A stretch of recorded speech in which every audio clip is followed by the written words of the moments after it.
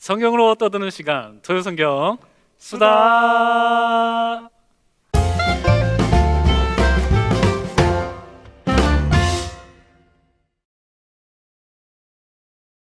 네, 도요성경 수다 에피소드 9번째. 네, 오. 어느새 시즌 1이 거의 끝나가는 그러게 말입니다. 시간이 벌써 왔습니다. 네. 저희는 오늘 좀 좋은 곳에 왔습니다. 오랜만에 한국 오니까 기분이 좋네요. 그러니까요. 한국 오는 게 쉽지 않은데 네, 요즘 같은 세상에 더욱더 네. 쉽지 않은데 오늘 배경 신청이 들어와가지고 네. 정말 항상 저희가 이 배경 때문에 고민 많았는데 맞습니다. 이 신청해주신 분께 너무나 네. 감사드려요. 네. 누가 네. 신청했습니까? 당신이요. 저희가 신청을 기다렸는데 다른 신청이 없길래 제가 한번 신청을 해봤습니다. 저희 배경으로 우리 CN타워도 했고 교회도 했고 여러 가지를 해봤는데 네. 오늘 어디가 좋을까 고민하다가 저희가 광화문 한국의 서울 한복판에 네. 이순신 장군 동상 앞에 네. 나와 있습니다. 참 하나 네. 더 말씀드릴 게 있는데 네. 지난주가 되겠네요. 저희가 사실 녹화를 조금 먼저 하고 있기 때문에 저희한테는 지난주인데 이제 들으시고 계신 분들께는 그렇죠. 이제 지지난주가 되실 텐데 네. 주일날 일부 예배 나오신 어느 성도님께서 뒤에서 이렇게 재미난 말씀을 좀 하시더라고요. 혹시 목사님 들으셨나요? 저는 못 들었어요. 예. 저는 이제 일부 예배 인도를 해야 되기 때문에 맨 앞자리에 나와 있어서 누구신지 얼굴을 못 뵀어요. 근데 뒤에서 네. 이렇게 딱 오시더니 네. 아주 전체 예배당이 쩌렁쩌렁 울릴 만큼은 아니지만 주변에 다 들리실 정도의 목소리로 교회 왔수다. 교회 왔수다. 이렇게 얘기를 하시더라고요. 그걸 살아있는 반응. 네. 좋습니다. 한 번이 아니고 한 세네 번 그렇게 네. 주변 사람들에게 해주시더라고요. 그래서 저희 토요 성경 수다를 참 이렇게 재미있게 봐주고 계신 분이시구나. 네. 이렇게 또 영향을 끼쳐드릴 수 있는 것 같아가지고 참 감사한 마음이 들었었습니다. 이 자리를 빌어 정식으로 한번 감사 인사드릴까요? 제가 누구신지 얼굴을 못 뵀지만 이 자리를 빌어서 정말 감사의 말씀을 네, 감사합니다. 드립니다. 저희가 시즌이 이제 1이 이제 9까지 오니까 에피소드가 9까지 오니까 그러게요. 네. 많은 분들이 또 이렇게 네. 여러 가지 형태로 네. 이렇게 또 참여를 해주시네요. 네, 그러게요.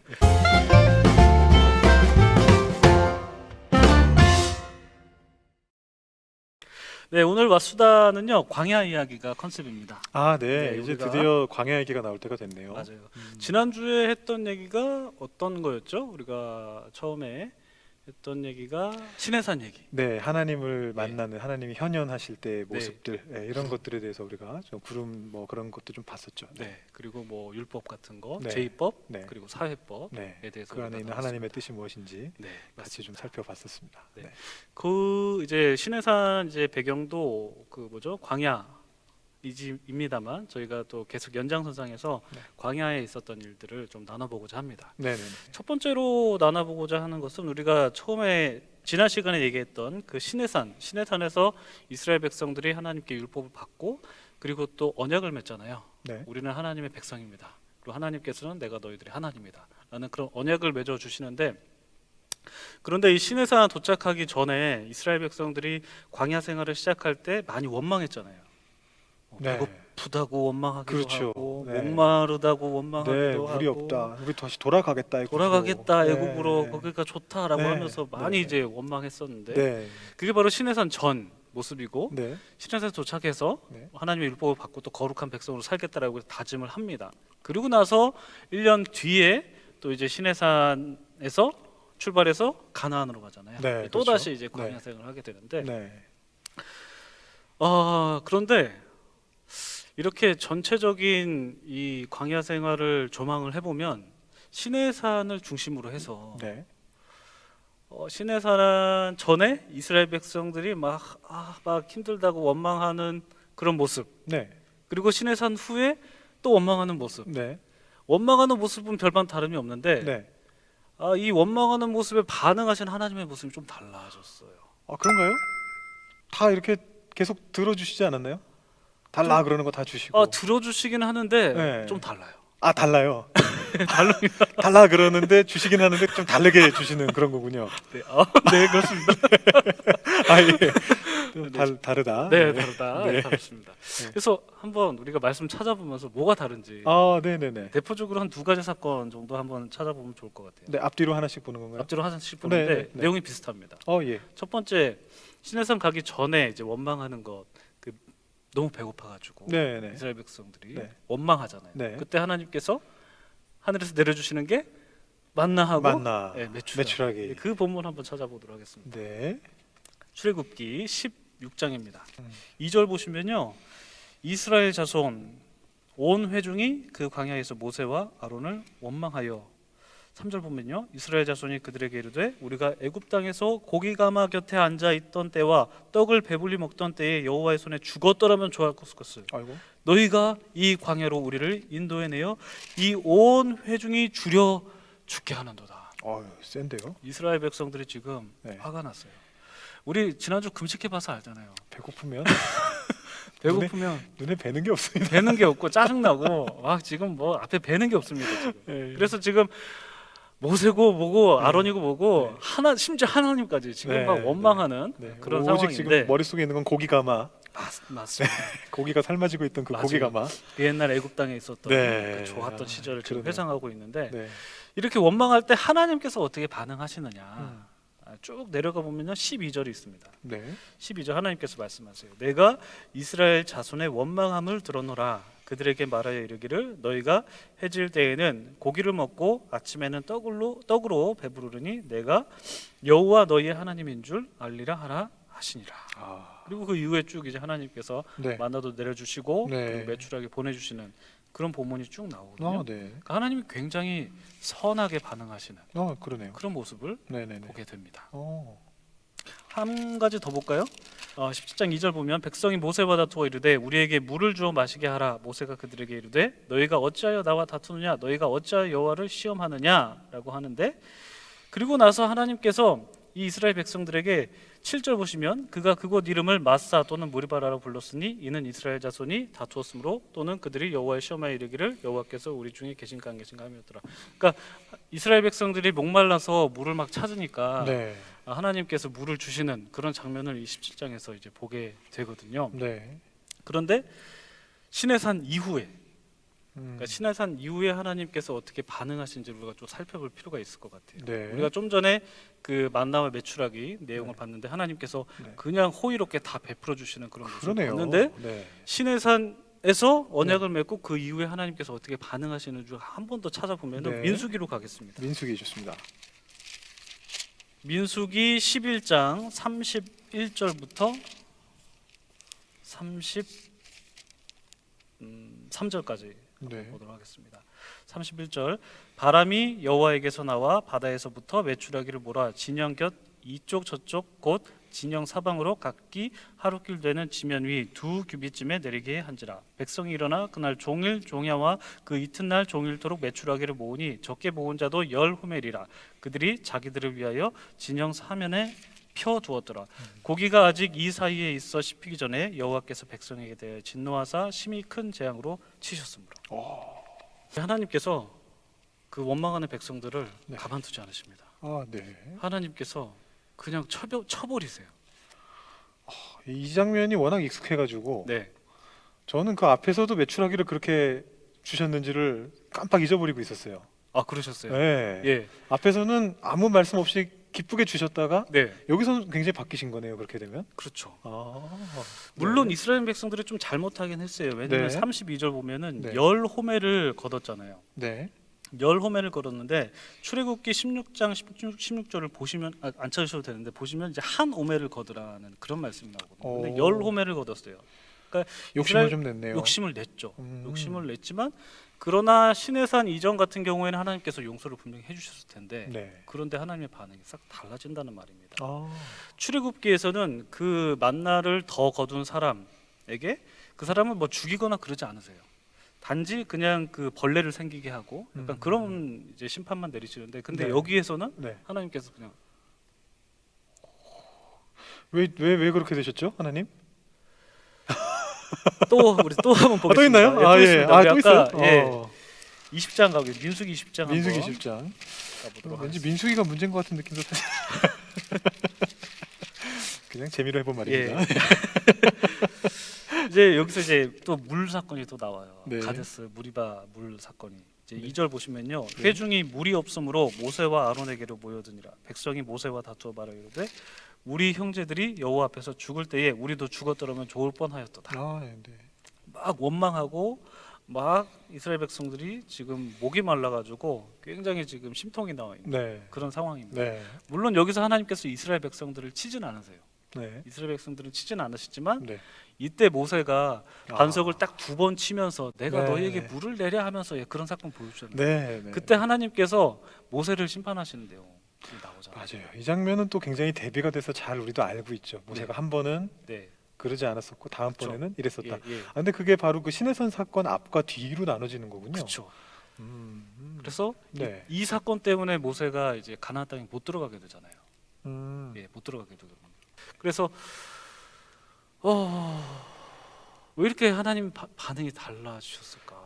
그러니까요. 결국은 그게 네. 시내산 사건을 전후로 바뀌었다라는 게 지금 목사님 말씀이시잖아요. 맞아요. 음. 그래서 같은 시내산- 광야 생활인데. 그렇죠. 같은 광야 생활인데 시내산 전으로 바뀐 그런 것을 생각해 보면 네. 시내산에서 있었던 일이 중요한 그 뭔가 기준점이 되겠다라는 생각이 들어요. 네. 그래서 시내산에서 이스라엘 백성들이 언약을 맺었잖아요. 하나님의 백성이 되겠다고. 네. 그러니까 하나님께서 너희들은 지켜주겠다고 그렇게 언약을 맺어 주셨는데, 네. 그러니까 언약을 맺은 사람들, 언약을 맺은 백성들은 그 이후의 삶이 어떠해야 되는지를 이 사건으로 하여금 우리가 깨닫게 되는 것 같아요. 아. 그러니까 언약 백성들의 삶은 좀 달라야 된다. 그런 것을 우리가 이 지점에서 찾아볼 수 있지 않을까. 광야 생활의 굉장히 중요한 그 교훈 중에 하나네요. 그렇게 되면 그렇죠. 하나님과 언약을 맺기 이전 상태에서 하나님께로 나오는 단계에 있느냐, 그렇죠. 아니면 하나님과 언약을 맺고 나서 그 후에 하나님의 인도하심을 따라가는 상황에 있느냐에 그쵸. 따라서 굉장히 달라질 수 있다라는 것을 보여주는 거군요. 네, 이거 상당히 귀한 교훈이고, 좀 어떻게 보면은 뭐 이런 표현이 적당한지 모르겠습니다만 섬뜩할 수도 있는, 우리한테 만약에 비춰본다라고 한다면 그쵸. 저희들도 어떻게 보면은 다 하나님의 언약 안에 이미 들어와 있는 백성들이잖아요. 네, 근데 그쵸. 이제 그 레위기 19장에서 그 하나님께서 너희는 나에 대하여 거룩한 제사장이 되어라 말씀하셨는데, 이제 그 내용을 베드로가 다시 한번 신약에서 우리 크리스천들에게 이야기하면서 결국 우리는 하나님의 거룩한 백성이 된 존재인데, 네. 하나님의 언약 안에 있는 존재가 된 건데, 근데 우리가 잘못하다가 이 이스라엘 백성들처럼 태도를 취하게 되었을 때는 조금 하나님께서 그대로 두고 보지는 않으실 수도 있다라는 어떤 그런 메시지가 좀 느껴지는 그런 느낌이네요. 네, 그래서 정말 섬뜩하다고 표현하셨는데 네. 정말 좀 약간 우리의 신앙생활이 어떠해야 되는지 네. 한 번 더 반성해봐야 되지 않을까. 이게 그 반성만으로 그치는 게 아니라 네, 정말 네, 우리의 네, 삶의 네. 모습이 네. 정말 말뿐이 아니라 정말 하나님 보시기에 정말 거룩한 백성이 되어야 되겠다. 그런 생각이 듭니다. 그러니까 그러고 보면요, 그 서신서, 바울 서신서나 일반 서신서나 마찬가지지만 그 큰 구조를 보면 앞에는 교리적인 얘기를 하고 뒤에는 실천적인 얘기를 하잖아요. 그렇죠. 그러니까 이 네.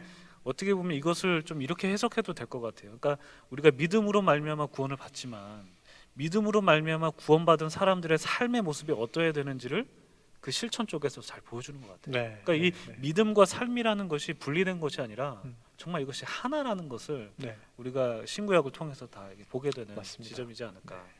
우리가 바울과 야고보를 보면서도 그걸 보게 되는 거죠. 그렇죠. 네. 맞아요. 그 둘이 언뜻 보기에는 서로 다른 얘기를 하고 있는 것 같지만 똑같은 얘기. 사실은 이쪽에서 받느냐 이쪽에서 받느냐의 차이지 똑같은 얘기를 하고 있는 맞아요, 거죠. 맞아요, 맞아요. 믿음이 있는 사람은 네, 삶이 바뀌게 된다. 맞아요. 네, 그 얘기를 하는 거니까. 네, 그렇군요. 물론 우리가 지금 신약 시대, 은혜의 시대를 살아가고 있고, 그래서 뭐 우리가 뭐 하나님 앞에서 그런 태도를 보인다고 해서 하나님이 당장 하늘에서 이렇게 벼락을 내리시고 우리를 치시지는 않겠지만, 그래도 우리가 하나님의 언약 안에 있는 백성으로서 어떻게 살아야 되는가 다시 한번 생각해 볼 수 있게 해주는 그런 내용인 것 같습니다. 맞아요. 그러네요. 제가 그렇게는 또 한 번도 생각을 못 해봤네요. 네. 그러셨군요. 네. 더 깊게 생각하신다고 다른 걸. 아, 제가 오늘 준비한 거는 더 깊게 들어가는 게 아닙니다. 더 그냥 단순하고 쉽고 아, 그냥 그러시군요. 약간 재밌거리 아, 이런 것도 생각해 볼 수 있을까? 약간 아, 그런 정도입니다. 물론 뭐 조금 하다 보면 또 예, 은혜로운 얘기도 나올 수는 있지만 기대가 되는데요. 뭐 기대까지는 저도 사실은 광야 네. 생활과 관련해서 좀 이렇게 준비한 게 있는데요. 그 지난번에 제가 그 시내산 하나님의 현현 말씀드리면서 사실은 구름 상징에 대한 말씀을 좀 드렸었습니다. 이 구름 상징이라고 하는 것이 하나님께서 나타나실 때 하나님의 그 영광을 가려주는 역할을 함과 동시에 거기에서 다시 그 영광이 얼마나 큰가를 이제 보여주는 이제 그런 역할을 한다라고 그렇게 말씀을 드렸는데 저는 사실 광야 생활 안에서도 그 부분이 하나 보이는 게 있습니다. 구름이 또 나오잖아요, 광야에서. 그렇죠. 어떤 구름이 광야에서 나옵니까? 제가 잘 못 들었습니다. 딴 생각하고 있었어요. 죄송합니다. 지금 제가 이걸 이렇게 열심히 들고 있었는데 네, 그것 때문에 예, 맞아요. 네. 놓쳤구나 이런 네. 생각하고 있었군요. 예, 광야 생활 속에서 예, 또 구름 상징이 나오는데 예. 어떤 구름이 나오는지 제가 여쭤봤습니다. 광야세 그 저기 성막 위에 있었던 그 구름. 네, 성막에 있었던 구름. 예, 그러니까 출애굽기 마지막 장에 보면은 그러니까 성막이 완공이 완성되고. 되잖아요. 네, 네네. 그리고 나서 하나님의 영광이 거기에 이제 성막 위에 임재하는데 그 구름에 있었다라는 그런 구절이 있는 것 같아요. 네, 예, 네, 맞나요? 맞습니다. 예, 네. 감사합니다. 구름이 성막 위로 내렸죠. 예, 맞아요, 네. 맞아요, 그리고 하나님의 영광이 그곳에 가득했습니다. 맞아요. 근데 이제 물론 그 구름을 포함해서 음. 또 하나 유명한 우리 성도님들도 너무 잘 아시는 그러면 그건가 보다. 네, 저기 저를 잘 보시면 알 것 같아요. 알 것 같아요. 저를 잘 보시면 여기 힌트가 이렇게 나가고 있습니다. 구름 기둥하고 불 기둥. 정답입니다. 감사합니다. 네. 죄송합니다. 한 번에 못 맞췄어요. 아유 별 말씀을요. 구름 기둥과 불 기둥이죠. 그래서 이제 사실 이 구름 기둥과 불 기둥도 우리가 알고 있는 아주 대표적인 하나님의 그 현현의 상징이라고 할 수 있죠. 하나님께서 여기 임재하고 계신다라는 것을 보여주는 아주 큰 상징이 바로 구름 기둥하고 이제 불 기둥입니다. 근데 이제 제가 오늘 준비한 거는 구름 기둥과 불 기둥의 의미에 대해서 대단히 깊이 있는 고찰을 하자 뭐 이런 거라기보다는 좀 저 혼자 이렇게 생각하다가 들었던 궁금증이 있어요. 그게 뭐냐면 구름 기둥과 불 기둥이라고 우리가 흔히 얘기하는데 이 구름 기둥과 불 기둥이 도대체 어떤 모양을 하고 있었을까? 왜냐하면 이 성경 말씀을 읽어보다 보면은 이게 낮에는 구름 기둥이 앞에서 인도하고 밤에는 불 기둥이 인도한다라고 했는데 이 구름 기둥과 불 기둥이 만약에 이렇게 따로 있는 거였다면 어떻게 교체가 됐을 것이며 낮에 구름 기둥이었는데 그 구름이 쓱 사라지고 거기에 불꽃이 쫙 그렇게 올라간 것인가? 아니면은 이제 구름이 아래로 싹 사라지고 하늘에서 불이 쫙 내려오면서 불 기둥이 만들어진 것인가? 이게 두 개가 어떤 형태로 그 자리에 존재했을까? 이런 네네. 참 어떻게 보면 굉장히 쓸데없는 그런 이제 근데 궁금한데요. 네 그런 생각으로부터 이제 출발을 한 겁니다. 네. 낮에는 구름 기둥, 밤에는 불 기둥. 근데 이제 제가 이제 청년부에서 청년들한테 얘기할 때도 항상 얘기하는 게 하나님 말씀을 읽을 때는 상상력이 필요하다. 거기 안에 들어가 있는 사람인 것처럼 돼가지고 네. 지금 여기서 벌어지고 있는 일들을 가지고 한번 상상을 해봐라. 이런 얘기를 많이 하는데 네. 이제 그 중에 하나인 거죠. 저도 이 안에 들어가서 이제 돼본 거죠. 내 앞에 하나님의 현현을 상징하는 구름 기둥이 있어. 낮에는 그걸 보면서 따라갔어. 근데 밤에는 그게 불 기둥으로 바뀌어. 어떻게 바뀌지? 이제 약간 이런 생각을 이제 해보게 된 겁니다. 근데 이제 성경 말씀을 읽다 보니까 네. 그 두 기둥이 어쩌면 별개의 기둥이 아니고 하나의 기둥일 수도 있겠다라는 그런 생각을 하게 됐습니다. 네, 뭐 이거 갑자기 생각한 건 아니고 지난주에 말씀드렸던 그 제 옛날 논문에서 네네네. 하다 보니까 그런 내용까지 좀 파괴됐던 건데요. 네. 한번 성경 말씀을 좀 찾아보시죠. 출애굽기 네. 13장 20절 말씀을 한번 먼저 보겠습니다. 21절이네요. 출애굽기 13장 21절 말씀을 보게요. 제가 한번 먼저 읽어 보겠습니다. 네. 여호와께서 그들 앞에서 가시며 낮에는 구름 기둥으로 그들의 길을 인도하시고 밤에는 불 기둥을 그들에게 비추사 낮이나 밤이나 진행하게 하시니 낮에는 구름 기둥 밤에는 불 기둥이 백성 앞에서 떠나지 아니하니라. 네. 요거는 이제 처음 이제 구름 기둥과 불 기둥이 나올 때 모습입니다. 그래서 여기는 이제 우리가 흔히 생각하는 것처럼 두 기둥이 따로따로 있는 것처럼 이렇게 읽혀지죠. 그런데 한 장 내려가셔서 14장 24절로 가보시면 여기서 이제 약간 조짐이 좀 특이해집니다. 그러네요. 새벽에 여호와께서 불과 구름 기둥 가운데서 음. 애국 군대를 보시고 애국 군대를 어지럽게 하시며라고 이렇게 말씀을 하십니다. 근데 여기에 보면은 일단 새벽 시간인데 구름 기둥은 없어야 될 타이밍인데 네. 구름 기둥이 있고요. 어. 그 다음에 여기를 원어로 보면 불과 구름 기둥이 단수입니다. 아 그래요? 기둥 한 개로 나와 있습니다. 그러니까 불과 구름이 기둥이 단수라고? 네, 기둥이란 글자가 아. 단수가 쓰이고 있습니다. 어. 그래서 불과 구름 기둥인데 그 기둥은 하나인 것처럼 이렇게 이제 묘사를 하고 있는 거죠. 좀 더 분명한 장면은 출애굽기 40장에 나옵니다. 출애굽기 40장 38절인데요. 네. 낮에는 여호와의 구름이 성막 위에 있고 밤에는 불이 그 구름 가운데에 있음을 이스라엘 온 족속이 그 모든 행진하는 길에서 그들의 눈으로 보았더라. 네. 여기 이렇게. 아까 말씀하셨던 그 성막이 완공되고 나서 이제 다시 출발하는 장면인데 네네. 여기 보면 구름이 성막 위에 있으면서 그게 낮에는 기둥이 되고 밤에는 불이 그 구름 가운데에 있었다라고 이렇게 이제 그러게요. 표현을 하는 거죠. 예. 그러니까 이제 이런 말씀들을 보면 하나 뭐 더 찾아볼까요? 제가 하나 더 준비한 게 네네. 민수기 9장. 네. 민수기 9장 21절. 사실 이 민수기 내용은 그 방금 우리가 읽은 출애굽기 내용을 거의 같은 시기 같은 내용을 다루고 있긴 합니다. 조금씩 표현은 다른데요. 네. 16절을 보시면 그 출애굽기 40장처럼 분명하게 구름 안에 불이 있었다라고는 말은 안 하는데 낮에는 구름이 성막을 덮었고 밤에는 불 모양이 그 안에 있었다 이런 식으로만 조금 약간 아까보다 출애굽기보다는 좀 애매하지만 이제 그렇게 표현을 하고 있고요. 그 다음에 이제 21절로 가보시면 혹시 구름이 저녁부터 아침까지 있다가 아침에 그 구름이 떠오를 때에는 그들이 행진하였고 구름이 밤낮 있다가 떠오르면 곧 행진하였으며 이렇게 되어 있습니다. 그래서 여기 내용을 잘 보시면 구름이 밤에도 있었다라는 메시지가 들어 있습니다. 그러네요. 네, 구름이 밤에도 계속 있었고 떠오르면 구름 기둥이 돼서 사람들이 행진했고 밤이 되면 다시 그 구름이 그 성막에 내려왔다 이런 식으로 이제 표현을 하고 있는 것이죠. 그러니까 이제 이 내용들을 토대로 우리가 생각해 보면 바로 이 그 구름 기둥과 불 기둥이 어쩌면 우리가 흔히 생각하는 것처럼 두 개의 별개의 기둥이 있었던 게 아니라 하나의 기둥이었을 수도 있겠다.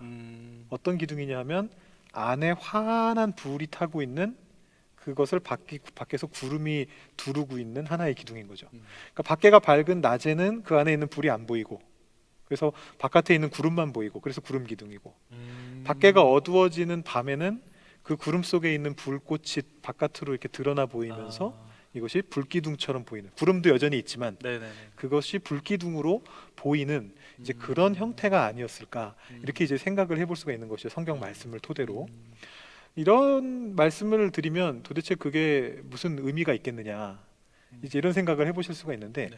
저는 이제 여기서 어떤 거를 발견하게 되냐면 이 구름 기둥 안에 불이 들어있는 이 구름 기둥이 아마도 시내산에서 하나님이 나타나셨던 그 영광의 모습을 다시 한번 재현하고 있는 게 아니냐 이제 그런 생각이 드는 거예요. 그래서 제가 지난 시간에 말씀드렸던 것처럼 시내산 위에 하나님이 나타나셨을 때 그 하나님의 놀라운 영광을 구름이 가리고 그 구름조차도 너무나 영광스러워서 사람들이 그곳에 다가가지 못했고 그래서 그 구름을 통해서 하나님의 영광이 더욱더 놀랍다는 사실을 알았는데 바로 그 모습이 고스란히 축소돼 가지고 다시 재현이 되는 거죠.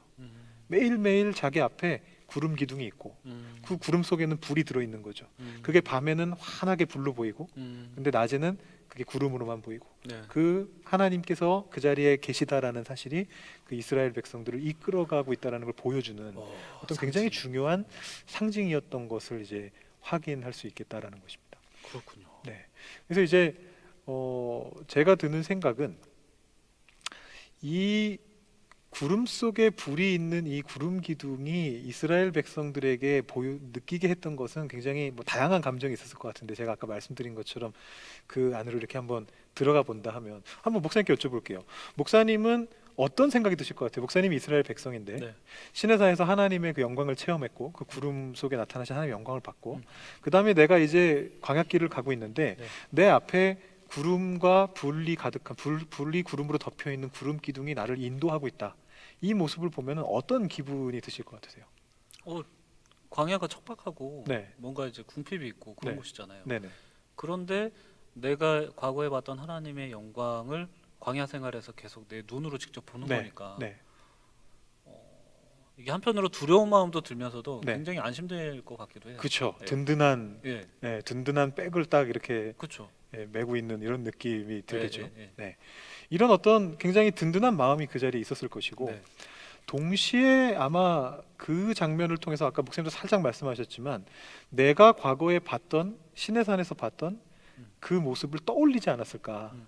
회상하는 역할도 줬을 거라는 그런 아. 생각이 듭니다.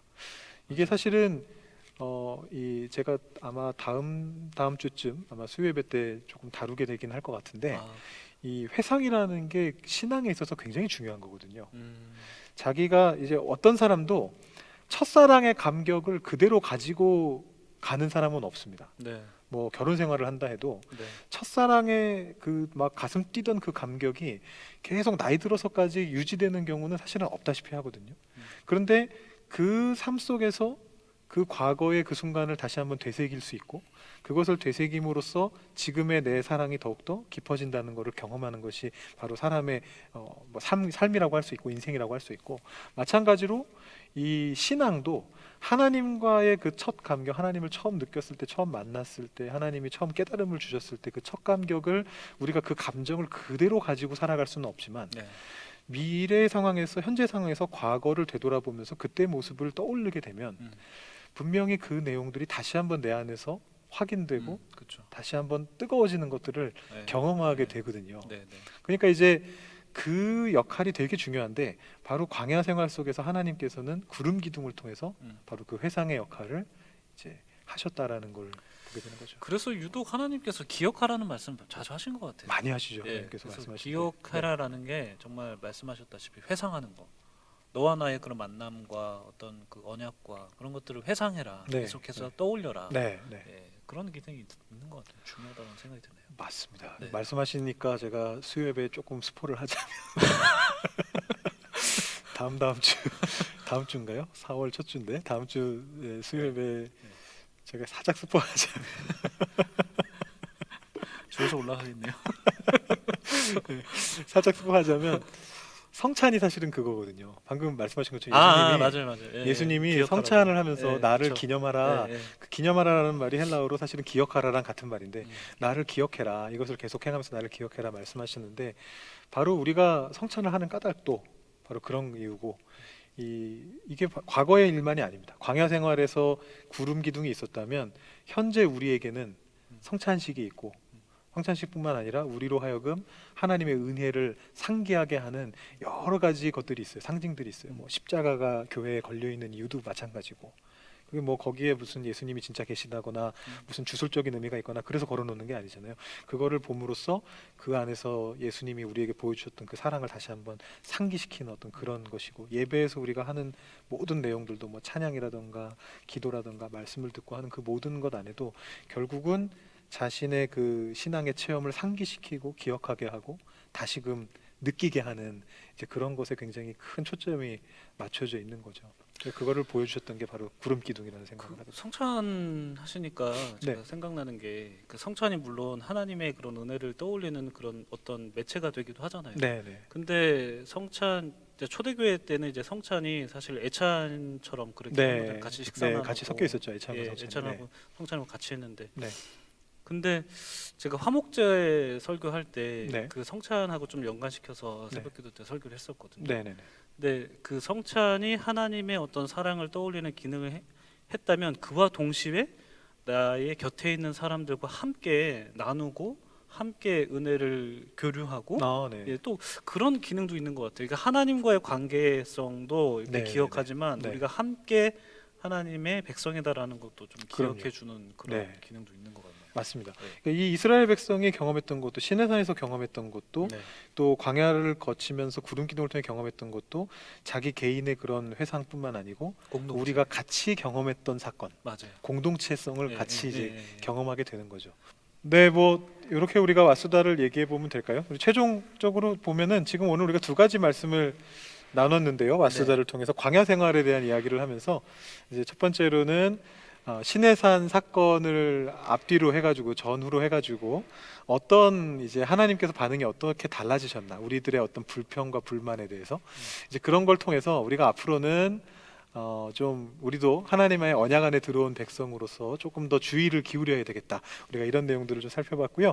그 다음에 이제 우리가 구름 기둥 얘기를 하면서 이 하나님께서 시내산 사건을 다시 한번 우리에게 상기시키시기 위한 수단으로 이 광야 생활 속에 구름 기둥, 불 기둥을 보여주셨는데 우리도 뭐 교회에서 이렇게 제공해 주시는 여러 가지 예배라든가 성찬이라든가 또 여러 가지 상징들을 통해서 우리의 첫사랑을 다시 한번 회상하면서 우리의 신앙을 다시 한번 바로잡는 그런 사순절이 되면 좋겠다 이런 말씀으로 오늘 왓수다를 나눠 보았습니다.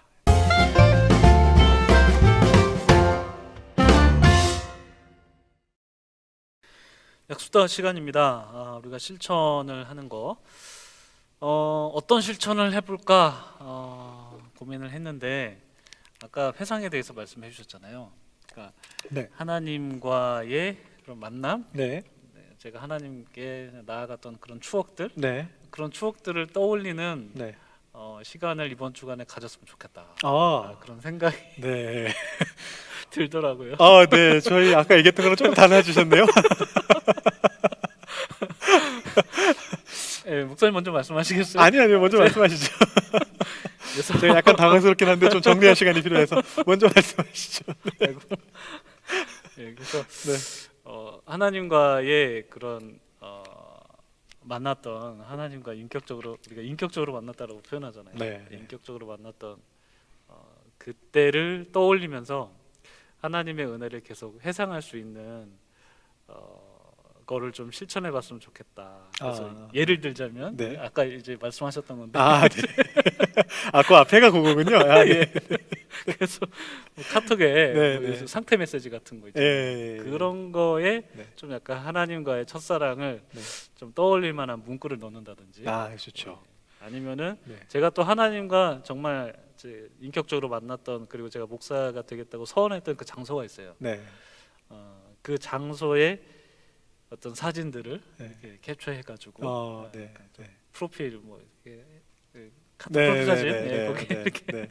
한다든지 뭐 맞습니다. 그런 네. 활동을 해보면 어떨까? 네. 우리 김 목사님께서 너무 좋은 말씀을 해주셨고요. 오늘은 저도 거기에 좀 이렇게 따라갈까 그렇게 생각하고 있습니다. 뭐 아까 전에는 제가 먼저 냈던 아이디어인 것 같긴 한데 지금은 뭐 김영 목사님 먼저 아이디어를 내셨으니까 제가 거기 묻어가는 걸로 그렇게 하겠습니다. 목사님 아이디어에 제가 묻어가는 아니 거죠? 제가 묻어가는 겁니다. 네. 이번에 그래서 저희가 둘이서 같은 거를 네. 좀 해보려고 하고 성도님들께도 한번 그거를 좀 권유해드리고 싶은데 그러니까 이제 뭐 계속 어느 순간 보이는 거잖아요. 이 광야 생활에서 구름 기둥이라고 하는 거는 고개를 들면 보이고 맞아 하나님이 나랑 같이 계시지. 맞아 하나님이 나랑 같이 계시지 이건데 우리도 그 비슷한 걸 한번 해봤으면 좋겠는 거죠. 저희들한테 구름 기둥이 있다면 그건 뭘까? 저희가 늘 가지고 다니는 휴대폰? 스마트폰. 스마트폰에 첫 번째 배경화면을 딱 열면 거기에 내가 예전에 하나님 만났던 아까 목사님 말씀하신 것처럼 어떤 뭐 그런 장소 사진이라던가 아니면 문구 하나라던가 뭐 그런 것들이 있게 한다던가 또 카톡 메시지라던가 이런 거를 그런 형태로 해놓으시면 켤 때마다 볼 때마다 다시 한번 하나님의 사랑을 상기할 수 있지 않을까. 그래서 이번에는 저도 우리 김 목사님도 한번 그거를 해보고 다음 시간에 저희가 또 수다 시간에 어떻게 실천했는지 보여드리겠습니다. 우리 성도님들께서도 혹시 그런 실천들을 하신다면 이렇게 스마트폰 화면을 탁 캡처하셔가지고 저희한테 보내주시면 될 것 같습니다. 그러면 저희 이렇게 마치면 될까요? 네, 맞추면 됩니다. 제가 말을 너무 많이 한 것 같은 느낌은 들지만 제가 클로징을 하도록 하겠습니다. 네, 저희 시즌이 이제 거의 다 끝났습니다. 다음 주면 이제 여러분들 보내주신 내용들을 가지고 이제 Q&A 시간 가지는 것으로 저희 5경 전체의 내용을 한번 쭉 훑어보면서 광야 생활까지 우리가 모두 살펴보게 되었습니다. 우리 다음 주에 다시 한번 광고 드리겠지만 시즌1 마치고 조금 휴식을 가진 다음에 저희가 다시 돌아올 텐데요. 여러분들께서도 그 시간 동안 이제 5경 다시 한번 또 읽어도 보시고 또 앞으로 저희가 다루게 될 여호수아 이후의 역사서 쪽도 한번 이렇게 읽어보시고 하시면서 저희 토요 성경 수다를 기다려 주시면 감사하겠습니다. 다음 주에 떠들겠습니다. 토요 성경 수다.